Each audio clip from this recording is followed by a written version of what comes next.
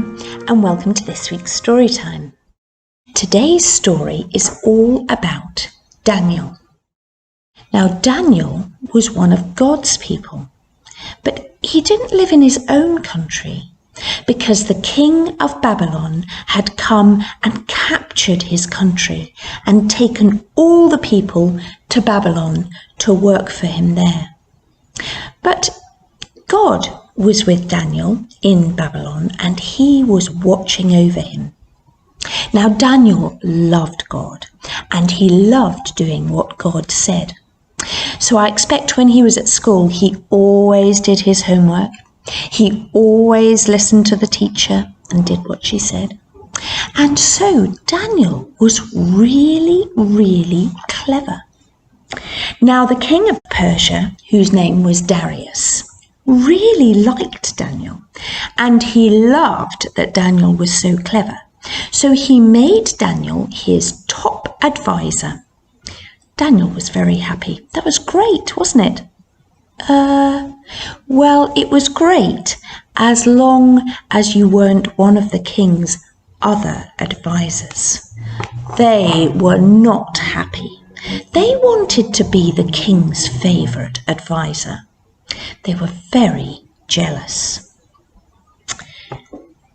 One day they devised a plan. We know what to do, they said. We'll spy on Daniel, and as soon as he does something wrong, we'll run and tell the king. Great plan. So they watched Daniel as he went about his work all day. They watched him all week. Nothing. Daniel was always good. But there was one thing they noticed about Daniel. Every single day, 3 times a day, Daniel would go to his room, shut the door, and talk to God. He prayed. And that gave the advisors an idea. They rushed to the king. "Oh, King Darius," they said, "you are magnificently wonderful, and we think you should make a new law. And the new law should say, no one should pray to anyone except the magnificent King Darius. And anyone who prays to anyone else should become the lion's dinner." Oh, no. King Darius had lions. I know there's a tiger and a puma, but you'll have to pretend. Well, King Darius was very happy with the new law. It sounded great. He was magnificent and amazing, and so everybody was happy. When Daniel heard about the new law, he knew what he had to do. You see, Daniel loved God. He couldn't stop talking to him. So he went to his room and closed the door, and he prayed. And guess who was watching?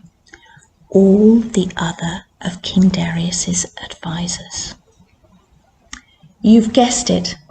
They didn't lose a moment. They rushed to tell King Darius. "Oh, King Darius, you are so magnificent and amazing. You'll never guess what we've just seen.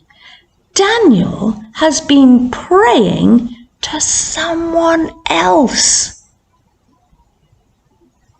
At that moment, King Darius realized he had been tricked. And he felt so sad. He didn't want Daniel to be the lion's supper. Daniel came to the king, and King Darius said, "Oh, Daniel, I can't change the law, but I hope your God, who you love so much, rescues you." And Daniel was thrown into the lion's den. King Darius went to bed that night But he couldn't sleep. He tossed and he turned. He didn't sleep 1 minute. As soon as the sun came up, he rushed to the lion's den. "Daniel, Daniel," he called, "has your God rescued you?" "Yes," said Daniel, stroking the lions as if they were pussycats. The king was amazed, and he ordered Daniel come out of the lion's den. He was so happy. "I'm going to make a new law," he said. "Daniel's God is the real God, and he rescues people. Everyone must pray to him instead." And King Darius was right. Years later, God would send Jesus, and together they'd pull off the greatest rescue the world had ever known. Well, that's all for my story this week. Perhaps you would like to go to the craft table now and make your own lions. And we'll see you next time. Bye-bye.